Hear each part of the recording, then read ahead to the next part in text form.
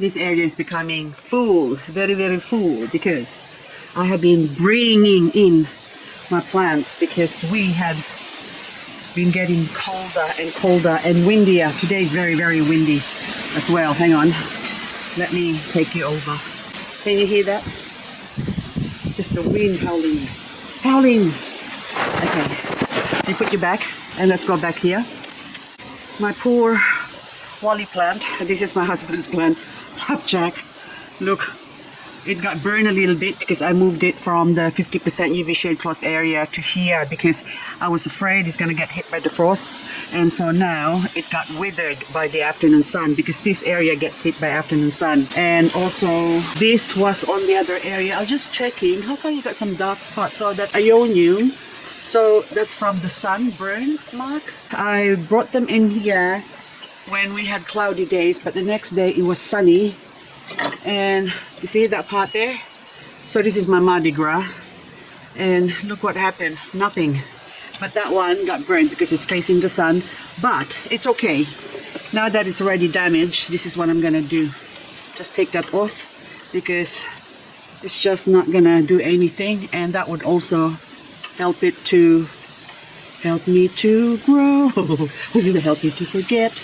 The one I love for life. Yes, the one I love for life is now gone, and it's been a year since his, there you go, anniversary. And now it's late in the afternoon, it's about 4 o'clock, and that's why I've got the balls to do that because it's not gonna get burned. But tomorrow it might get burned again, but it doesn't matter. Now the leaves, I'm not gonna throw them away. I'll just put that there, and hopefully that will grow.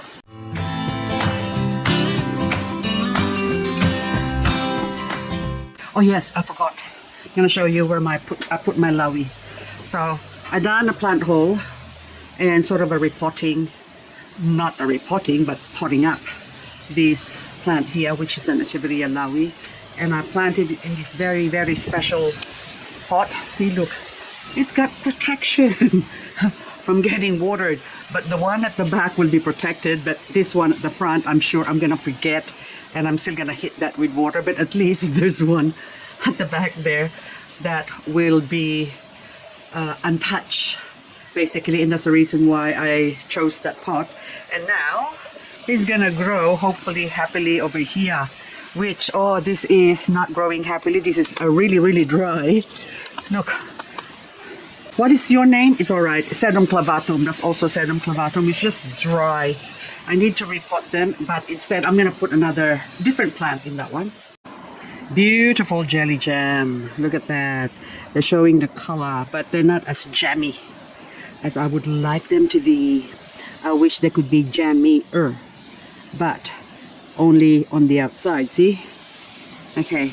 I went to get some soil weather last night. And look what I found. I found another jelly jam for like $9. So I can't leave it. But this jelly jam here, well, it came with no name, but I do know it's a jelly jam. Okay, so there's also other jelly jams there, but they're all just one plant like this with real jammy color.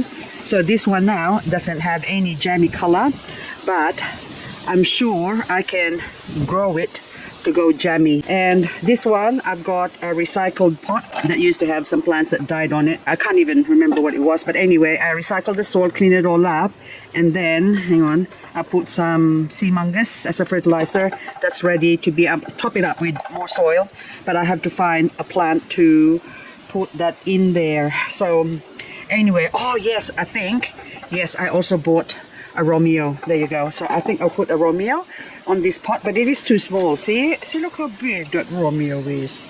See, I do know the Romeo loves terracotta pots because all the Romeo that I have, or the oldest Romeo, so this is the oldest one. It's so beautiful. Look at that gorgeousness. Anyway, now this other Romeo here that I separated the baby already, I harvested it and put it in there, but this is on the lighter side. So I'm slowly emptying out this area in my 50% UV shade cloth area. Actually, before I forget, I have to take this out of here as well. because this is gonna get hit by the frost. This is a variegated Scilla montana. My Scilla, look, it's flowering even. But see, the variegation is gorgeous, but because it's not being looked after, I need to bring this inside and clean this up. And I will be growing this inside now instead of having it outside, because this is gonna suffer from the frost as well. This Portulaca Afra, I think is, are you Afra? I forget. Oh, it is Afra. It's variegated. This needs to go inside as well because, hang on, I don't even know how to handle this. Anyway, I just gotta go grab it from the back. Excuse-moi. There you go. Oopsie. Look, it's so beautiful. I'm gonna have to bring this inside as well. Are we gonna clean this up, tidy this up, because it's a bit messy? One of my most favorite plant, or should I say Echeveria, because I've got plenty of favorite plants from different genera. So I'm going to be specific. Echeveria, Bloody Maria, this one. They just say Blood Maria. I think it's Bloody Maria. Bloody Mary is really, really gorgeous. I think I love it. It's got the right amount of speckle. And this one is the head of my original mother plant, because from this plant I have spawned a lot of Bloody Maria. Let me show ya where my other Bloody Maria are. Okay, so this is the mommy plant. I took some leaves and I left a couple in its original pot, and then the other leaves are this one, because it was a big pot of a few heads and it rotted. And then from that I've grown these ones, but of course this was what was left of that cluster of Bloody Maria that I bought originally. And it's still, I think, how many years is this now? It would be easy, 6 years. What year is it? 18. I think 2018 is when I got this, maybe even earlier. But because this was one of the first few Echeveria that I bought when I was just getting into going crazy. So from that plant to, well, that pot basically, to this one and this one, you can see signs of sort of slight whiteness variegation on the tips. And also, oopsie, now we drop another plant. There you go. Okay, so this one now, look, and that one, and also that one. Oh my goodness. So 1, 2, 3, 4, 5, 6. And so you can see again that prominent white thingamajig that looks like a variegation, but it's not. I'm sure it's not. Or see, white lines. OMG, the OG. So this is the original pot that it came from. I never thought it would recuperate or survive, but now it's got 1, 2, 3, 4, 5, 6 growing. Anyway, so I'm gonna put them here. It's not very colorful because this is sort of shaded, so you can see that it's sort of protected in here. But that plant can actually handle the frost, can handle full sun very, very well. So I just wanted it to grow more babies. That's why I put it in sort of a partially shaded area. Now this pot here, which has got hardly any soil, the soil's already sort of been consumed by the plant.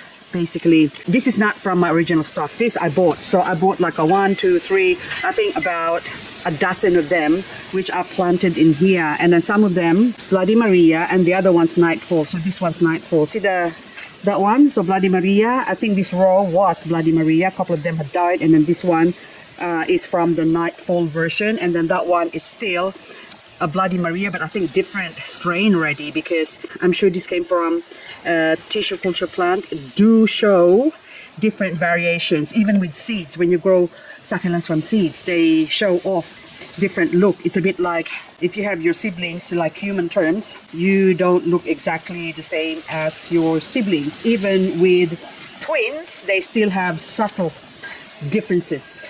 Now this one is Nightfall. So this Nightfall now has to be cleaned. But before I clean it, should I... I don't know whether I should clean it first. I think I should clean it first. Nah, bugger. I'm just gonna spray it with my Eco Pest oil. Just for now, before I attend to it, because in 2 days, by tomorrow or 2 days time. Doesn't matter. When I have the time, I can attend to it. But for now, that sort of stops the whatever bug or millibug that's going to attend it. My brain is scattered right now because of the wind. I can't work when the wind is blowing because the answer is blowing in the wind. I can't pick it up quick enough.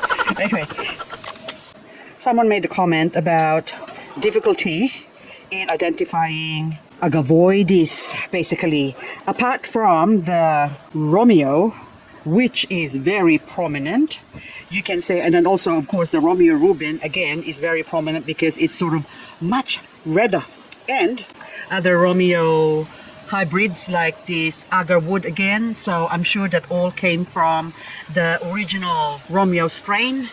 Agavoides number 40 again, that's sort of similar to the Romeo, but it's sort of going away from a little bit from the other side of the Agavoides, because Agavoides mainly has a lot of green. It's like your red edge as well. The red edge has got green and also red on the edge, which is lipstick. Now this one is Reuben hybrid, okay, so which is very, very, very nice and dark red. But anyway, this one is Celestia. Again, this is now a hybrid of something else because of the pointy tips compared to the Romeo, which is a rounder, more fuller form. So this area here, I thought of putting a lot of the red. Oh, look what I found. This is not a Romeo. This is actually from a Blood Maria or Bloody Maria strain, and that one needs to be cleaned up. Anyway, so that one is also Reuben, or should I say Romeo elegans hybrid, which is sort of a thinner leaf. So it can be very, very confusing. And so we go back to this pot here. This is grown from seeds, I'm sure. And when I bought this come in a pack of 6. And 1, 2, 3, 4. The other 2 I planted somewhere else. I can't remember where, but it's a Romeo hybrid, which is much redder. I think it might be one of the red ones. Actually, yes. So actually 2 of them are far redder than the other ones, so I separated it. But these ones look very, very similar when they were little. As they get older, you can now see the differences of how they look. So that one looks more like Lovely Q, and then this one looks more like Vachon.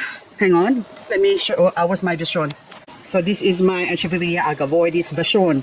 So you can tell that this sort of similar to probably the Corduroy hybrid. So the original strain of Romeo is actually Corduroy. That some form of mutation happened and it turned pink. And after turning pink, or say red or maroon, I don't know what tone you call that, from that came many hybrids out of that. So anyway, and because in here I've got my Amestro here, see the Amestro, and then if I pull back and go to the front here, that kind of looks like an Amestro as well, isn't it? But that is an Echeveria Lady's Choice, Lady's Choice, Lady's Choice. Doo-doo-doo. Now you can see that it kind of looks similar. That's why with Agavoides, it is very, very difficult to tell. And I have this Amestro grown from, again, differently. Oh, I'm looking at my other Amestro there. See, if you look at that, you would swear that that is a Romeo. But this is an Amestro grown from my plants or babies, basically. And then now I take you to the other main Amestro that looks like, see? A Romeo. Very, very confusing. I am confused. But now this is so pretty. I want to put you somewhere where you can shine, shine, shine. Yes, I think I'm going to find a spot here and put that here somewhere there. But I have to clean up this one, which again, this is probably another Romeo hybrid. Let me see. Yes, pink peach, pink peach. $25, oh my goodness. Yeah, that would be another, I bet you it's a Romeo Reuben hybrid, which is that. That would be the mother plant of that. Came from maybe a Chihuahuayensis, I would say. Oh, Purple Blood Maria. Again, this is already a hybrid again. A Purple Blood Maria. And more, look. That one, what's your name? I don't know. You're probably Agarwood or something like that. Let me see. This is the pan rose or pain rose. There you go. So they all came from Bloody Maria. Where can I put you? Anyway, guys, as I bid you adieu, I have to salvage something, but I'll show you these ones again. They all look similar. These are all Agavoides, so that's Halloween too. Halloween, looking different. One is redder than the other. This one is Moonstone. That's Moonstone, but this one is something else. Mocha Chocolate. Yeah, another Kiwi Boy, which again, this one too. This is Morgan's Beauty. Again, Agavoides. Very confusing. And of course Giselle, isn't she beautiful? She's like a beautiful ballerina. And of course, are you a Mestro? I think this is a Mestro as well. Or, let me see. No, it's not. Ladies' Choice. Well, there you go. Oh, this one's Ladies' Choice as well. So the two Ladies' Choice next to each other. Does it look like the Ladies' Choice? Let's go. Compared to the mother plant. Yeah, similar, but the mother plant is much prettier. And look, there's a baby at the back ready to be harvested as well. And there's more. So this one is a good baby putter-outer. So I've had this. Originally, I think I paid good money for it many years ago, probably 5 years ago.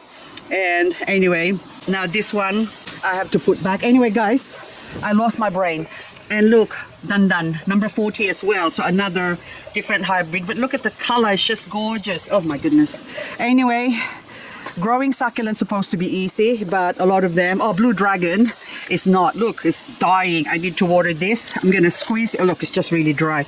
So I will take you over here and you can get watered. Anyway, guys, that's all I've got for this video. So I've had them soaking my Haworthia, and my beloved. Oh, beloved, you can get drained now. So this is my soil weather. Without the soil weather, I am lost. Now these ones are all my hybrid. Came from my ebony hybrid, cross Reuben, cross Romeo. That's what I cross it with. So, and I wasn't cross when I did this. I was really happy. But anyway, see the wind?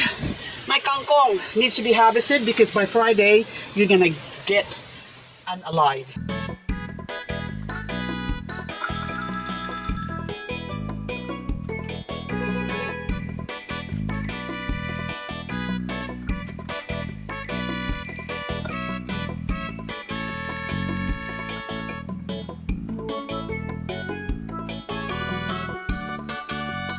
So this is breakfast.